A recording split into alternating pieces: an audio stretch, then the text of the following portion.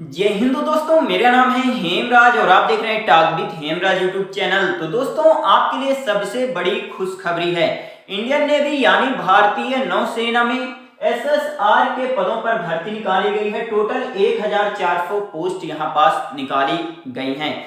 तो दोस्तों, आपके लिए सबसे बड़ी खुशखबरी है और महिला और पुरुष दोनों आवेदन कर सकते हैं। यदि आप केवल और केवल 12वीं पास हैं तो आप इन पदों के लिए आवेदन कर सकते हैं। तो दोस्तों, इस वीडियो में हम बात करेंगे कि यहाँ पास सिलेक्शन प्रोसेस क्या रहेगा, सिलेबस क्या रहने वाला है, आपको वेतन कितना दिया जाएगा पर मंथ है, और यहाँ पास एज क्राइटेरिया के बारे में हम डिस्कस करेंगे क्योंकि एज में आप लोगों को बहुत दिक्कत आती है, तो इसके बारे में भी हम डिस्कस करेंगे। और एसएसआर की पोस्ट में यदि आपका सिलेक्शन हो जाता है तो आपको क्या क्या काम करना पड़ेगा, एसएसआर की पोस्ट के अंतर्गत कौन कौन सी पोस्ट आती हैं, इसके बारे में भी हम इस वीडियो में डिस्कस करेंगे। तो सब कुछ हम इस वीडियो में डिस्कस करेंगे, तो वीडियो को शुरू से लेकर लास्ट तक देखिएगा। और यदि आपको कुछ भी पूछना है आप कमेंट जरूर करिएगा, या आप मेरा टेलीग्राम ग्रुप ज्वाइन कर सकते हैं। टेलीग्राम ग्रुप का लिंक वीडियो के डिस्क्रिप्शन बॉक्स में आपको मिल जाएगा, आप वहां क्लिक करके मेरा टेलीग्राम ग्रुप ज्वाइन कर सकते हैं। तो चलिए दोस्तों, स्टार्ट करते हैं। तो जैसा आप यहां देख सकते हैं दोस्तों, भारतीय नौसेना यानी इंडियन नेवी में एसएसआर के पदों पर सीधी भर्ती के लिए नोटिफिकेशन जारी कर दिया गया है। टोटल जो पोस्ट निकाली गई हैं 1400 पोस्ट हैं। आप आवेदन 8 दिसंबर 2022 से लेकर 17 दिसंबर 2022 तक आप आवेदन कर सकते हैं। देखिए, जितना जल्दी हो सकेगा आप फॉर्म फिल कर दीजिएगा। यदि आप लास्ट डेट का इंतजार करते हैं तो फिर आपको दिक्कत होगी, क्योंकि सर्वर में बहुत ज्यादा लोड आ जाता है, इसलिए आप फॉर्म नहीं भर पाते हैं। तो इसलिए जितना जल्दी हो सके उतना जल्दी आप फॉर्म भर दीजिएगा। इसके बाद एज आप उम्र देखने के लिए मिल जाएगी। तो 17 साल 6 महीने से लेकर 21 साल तक के स्टूडेंट यहां आवेदन कर पाएंगे। यदि आपका जन्म 1 मई 2002 से लेकर 31 अक्टूबर 2005 के बीच में हुआ है तो आप आवेदन यहां कर पाएंगे। इसके बाद आपको फीस देखने के लिए मिल जाएगी। तो 550 रुपए यहाँ पास फीस लग रही है। सभी कैटेगरी के स्टूडेंट की फीस यहाँ 550 रुपए लग रही है। और आपको वेतन कितना दिया जाएगा, 30,000 रुपए आपको पर मंथ यहाँ वेतन दिया जाएगा। महिला और पुरुष दोनों आवेदन कर पाएंगे। इसके बाद आपको यहाँ पास पोस्ट देखने के लिए मिल जाएगी। अग्निवीर एसएसआर के पदों पर यहाँ भर्ती निकाली गई है। टोटल 1400 पोस्ट हैं। एजुकेशन की बात करें तो यदि आप 12वीं पास हैं, किन किन सब्जेक्ट से, यदि आप फिजिक्स, मैथ, केमिस्ट्री से 12वीं पास हैं तो आवेदन कर सकते हैं, या फिजिक्स, मैथ, बायोलॉजी से 12वीं पास हैं तो आप आवेदन कर पाएंगे, या फिजिक्स, मैथ, कंप्यूटर साइंस से 12वीं पास हैं तो आप आवेदन कर पाएंगे।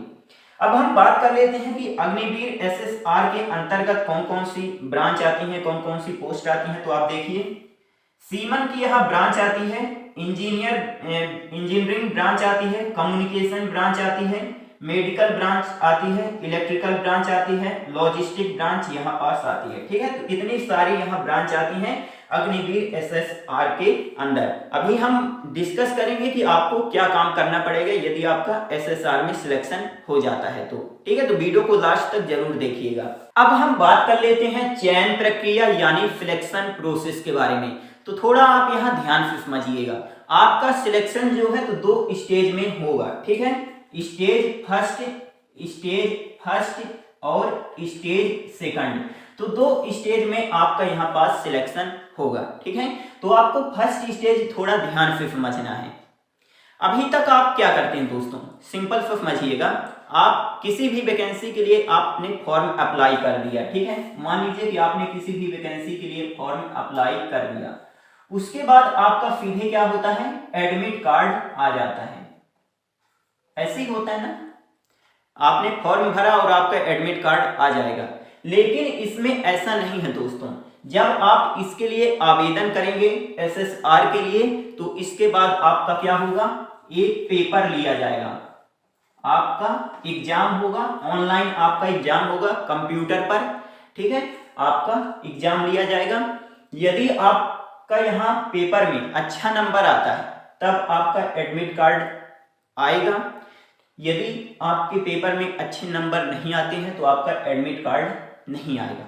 ठीक है, जब तो आपको क्लियर हो गया होगा ना कि एडमिट कार्ड आपका कैसे आएगा। यदि आपके पेपर में अच्छे नंबर आएंगे तो आपका एडमिट कार्ड आएगा, अगर अच्छे नंबर नहीं आते तो आपका एडमिट कार्ड नहीं आएगा। सिंपल सी बात है।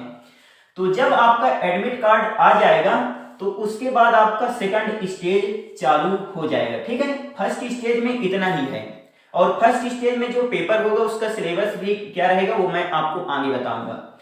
इसके बाद जब आपका एडमिट कार्ड आ जाएगा तो आपका यहाँ सेकंड स्टेज चालू हो जाएगा। सेकंड स्टेज में क्या क्या होगा, आपका पेपर होगा, फिजिकल होगा, आपका मेडिकल होगा, और लास्ट में डॉक्यूमेंट वेरिफिकेशन होगा, और इसके बाद आपका यहाँ पास फाइनल सिलेक्शन हो जाएगा। तो अब हम बात कर लेते हैं कि आखिरकार पेपर में क्या क्या पूछा जाएगा। स्टेज फर्स्ट के पेपर में क्या पूछा जाएगा, स्टेज सेकंड के पेपर में आपसे क्या क्या पूछा जाएगा। तो देखिए, इंग्लिश, साइंस यानी विज्ञान, मैथ यानी गणित, और जनरल मतलब कि जनरल अवेयरनेस यानी जीके से आपसे यहाँ प्रश्न पूछे जाएंगे। आपको 1 घंटे का समय दिया जाएगा, टोटल 100 प्रश्न रहेंगे, हर एक प्रश्न 1 नंबर का रहने वाला है। यहाँ पास ध्यान में रखिएगा दोस्तों, 0.25 की यहाँ निगेटिव मार्किंग है। ठीक है, तो फर्स्ट पेपर का भी यही, फर्स्ट स्टेज में आपका यही सिलेबस रहेगा, और सेकंड स्टेज में जो पेपर होगा उसका भी यही सिलेबस रहने वाला है। ठीक है, बात हुई क्लियर। तो यहाँ पास आपको क्लियर हो गया होगा सब कि एडमिट कार्ड कैसे आएगा। यदि आपके अच्छे नंबर आएंगे पेपर में तो आपका एडमिट कार्ड आएगा, नहीं आएंगे अच्छे नंबर तो आपका एडमिट कार्ड नहीं आएगा। यहाँ बहुत कठिन कर दिया है। पहले क्या होता था कि परसेंटेज के बेस पर एडमिट कार्ड आता था, लेकिन अब सब कुछ चेंज हो गया है ना। अब जब आपका पेपर हो जाएगा इसके बाद आपका फिजिकल होगा। तो फिजिकल की बात कर लेते हैं। तो देखिए, यदि आप पुरुष कैंडिडेट हैं तो आपकी हाइट जो है तो 157 सेंटीमीटर होनी चाहिए, और यदि आप महिला कैंडिडेट हैं तो 152 सेंटीमीटर आपकी हाइट होनी चाहिए। इसके बाद दौड़ की बात करें तो 1.6 किलोमीटर की दौड़ होगी पुरुष के लिए, और 6 मिनट 30 सेकंड रखा गया है समय। वहीं महिलाओं की अगर बात करें तो 1.6 किलोमीटर की दौड़ होगी, 8 मिनट में कंप्लीट करना पड़ेगा। ठीक है, उठक बैठक की बात करें तो पुरुष के लिए 20 रखी गई है उठक बैठक, और महिलाओं के लिए 15। और यहाँ पास पुशअप रखे गए हैं पुरुष के लिए 12, और महिलाओं के लिए नहीं रखे गए हैं पुशअप। बेंट नी सिटअप यहाँ पुरुष के लिए भी नहीं रखे गए हैं, महिलाओं के लिए 10 बेंट नी सिटअप रखे गए हैं। ठीक है, तो ये रहा आपका पूरा फिजिकल। इसके बाद आपका एडमिट कार्ड कैसे आएगा आपको क्लियर हो गया होगा। अब हम बात कर लेते हैं कि यदि आपका एसएसआर की पोस्ट में सिलेक्शन हो जाता है तब आपको कौन कौन से काम करना पड़ेगा। तो देखिए, एसएसआर की पोस्ट के अंदर बहुत सारी ब्रांच आती हैं, जैसे semen, engineer, communication, medical, electrical, logistic branch, इतनी सारी ब्रांच यहाँ पास आती हैं।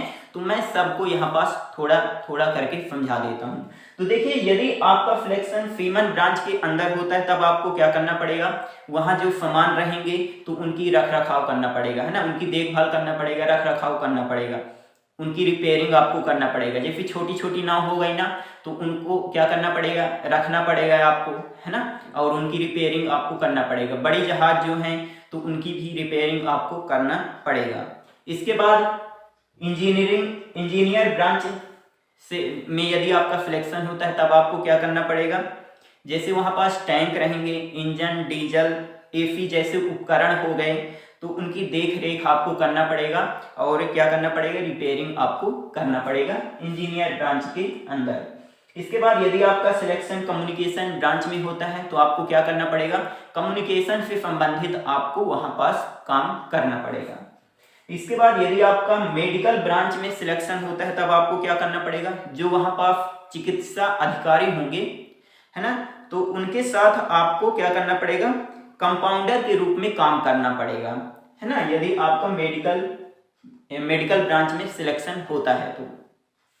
इसके बाद यदि आपका इलेक्ट्रिकल ब्रांच में सिलेक्शन होता है तब आपको क्या करना पड़ेगा, इलेक्ट्रिकल से संबंधित आपको काम करना पड़ेगा। जैसे मान लीजिए कहीं की लाइट बिगड़ गई तो आपको उसे सुधारना पड़ेगा, और बिजली से संबंधित जितने भी उपकरण हैं उनकी देखरेख आपको करना है। सिंपल सा है इलेक्ट्रिकल ब्रांच में। ठीक है, इसके बाद लॉजिस्टिक ब्रांच में आपको क्या करना पड़ेगा, तो देखिए जो प्लेन होते हैं, हेलीकॉप्टर होते हैं ना, तो उनकी देख रेख आपको करना पड़ेगा।